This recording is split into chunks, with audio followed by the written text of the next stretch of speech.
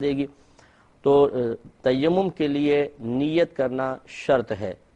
اور نیت آپ کو پتہ ہے کہ دل کے پختہ ارادے کو کہتے ہیں۔ تو جب تیمم کرنے لگیں تو دل میں یہ پختہ ارادہ کر لیں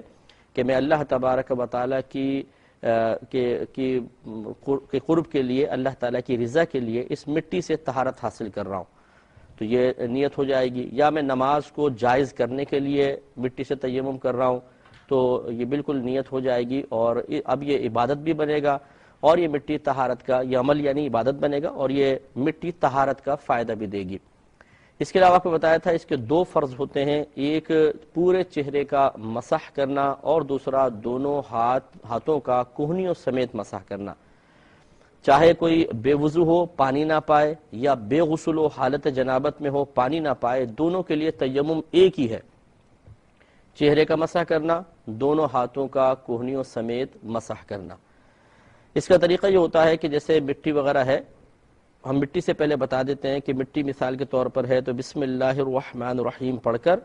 دل میں نیت حاضر کریں، بسم اللہ الرحمن الرحیم پڑھیں، اور پھر انگلیاں تھوڑی سی کشادہ کر کے اس طرح اس کو مٹی میں رکھیں، تھوڑا سا اس کو آگے پیچھے ہاتھوں کو کریں،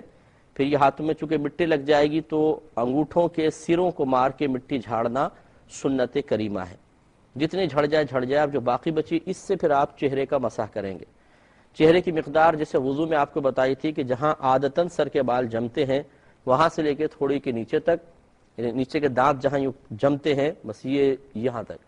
اور ایک کان کی لو سے دوسرے کان کی لو تک یہ پورا چہرہ ہے۔ تو ابھی آپ نے ہاتھ مارا، تیمم کیا، اب اس کو پورے چہرے پر آپ مسح کریں گے، اور اس میں کوئی جگہ رہ نہ جائے، یعنی اگر بالفرض کسی نے جسے ہونٹوں کا ظاہری حصہ ہے جو عام طور پہ بند کر کے نظر آ رہا ہے، اس پر بھی ہاتھ پھیرنا فرض ہوگا، کیونکہ ایک جگہ بھی اگر مسح نہیں ہوا تو آپ کا تیمم نہیں ہوگا۔ اب اگر کسی نے آلودگی سے ہونٹوں کو بچانے کے لیے ہونٹ بند کر لیے اور اوپر ہاتھ پھیر لیا، تو یہ جو ہونٹوں پہ چونکہ مسح نہیں ہوا تو یہ تیمم نہیں ہوگا، اور بالکل انسان جیسے پانی صحیح استعمال نہ کرے تو بے وضو رہ جاتا ہے، اسی طرح اگر تیمم کمپلیٹ نہیں کرے گا، مسح مکمل نہیں کرے گا، تو یہ بات طہارت نہیں کہلائے گا۔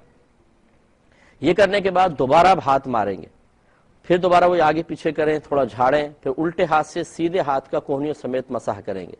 اس طرح کہ یہاں سے آپ ہاتھ لے کر آئیں، یوں گھمائیں، پھر اس کو یہاں پر لے آئیں، تو یہ بس مکمل ہو گیا۔ پھر اس طرح سیدھے ہاتھ سے الٹے ہاتھ کا مسح کریں، اس طرح لے کر آ جائیں تو یہ مسح ہو گیا۔ پھر دونوں ہاتھ کی انگلیوں سے دوسرے ہاتھ کی انگلیوں کے پشت کا اس سے خلال کریں، پہلے الٹے ہاتھ سے سیدھے ہاتھ کے خلال کر لیں، پھر سیدھے ہاتھ سے الٹے ہاتھ کے خلال کر لیں، اس طرح یہ پورا اوپر سے نیچے تک تمام جگہوں پر اچھی طرح ہاتھ پھیرنا ہوگا۔ تو یہ آپ کا تیمم کمپلیٹ ہو گیا، اب آپ نماز ادا کر سکتے ہیں۔